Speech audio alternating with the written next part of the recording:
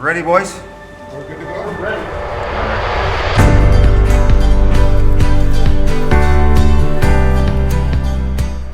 It's Canada's game, And it's a lot of fun.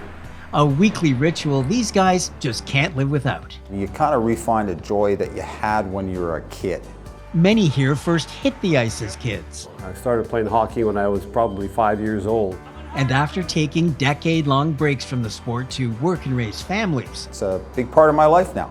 they've come back to teams like the Silver Streaks in their senior years. It's a way to de-stress, it's a way to have some fun, it's a way to hang out with some pretty good guys. But when returning to hockey at any age, players need to know their limits, When they come to the bench, they're a little bit winded. be aware of their health and fitness levels. As soon as you lace up those skates, all of a sudden you're 20 or 30 years old again, and this competitive nature comes out in an activity that is high intensity, stop and go. So the demands on the heart at that time are very high. And if you're not ready for it, this is when we run into problems. Problems like heart attack. David Raymond remembers the Sunday morning game when he had his. By 10:30, they had diagnosed me, and I was going in for a triple bypass. It's very, very quick. It's very emotional still. People who are often more advanced in age in these leagues, they may have more risk factors for heart disease, or they may have this underlying disease that they don't know about. And unfortunately, when they push themselves to that extent on the ice, they find out the hard way that they've got heart disease. For nearly a quarter of a century, Mark Laflamme has been a physiotherapist in cardiac rehab at the University of Ottawa Heart Institute.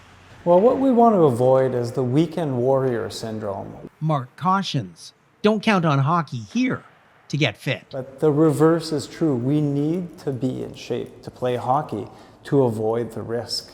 Carha fully supports that message. Its president, Mike Pesky, stating, Carha is proud to partner with the Ottawa Heart Institute Foundation to promote cardiovascular health among our players as the dedicated resource and service provider for recreational hockey communities in Canada. We recognize that our members face an increased risk of heart conditions. It makes perfect sense to support February is Heart Month, a campaign to raise funds and awareness for the Heart Institute, an organization that saves countless lives. I think we need to have a high level of aerobic fitness as well as muscular fitness, flexibility to be ready for the demands of playing hockey. I exercise in the gym, I ride a bike, I walk a golf course, try and just stay in motion as much as I possibly can. And that lets me get out on the ice and play hockey. Not like a 17-year-old, but like a 68-year-old man that I am. But in the event of a problem, Mark urges teams to have in place a written and agreed upon emergency action plan. Ensure ambulances and paramedics can access the rink, know where the defibrillator is, and how to use it. Try to decide as a group how they're going to respond to any emergency. And I'll encourage anyone coming out to remember it's just a game. There are no scouts in the stands. There are no fans. No one tracks your plus minus average. Just go out and have fun. Fit still.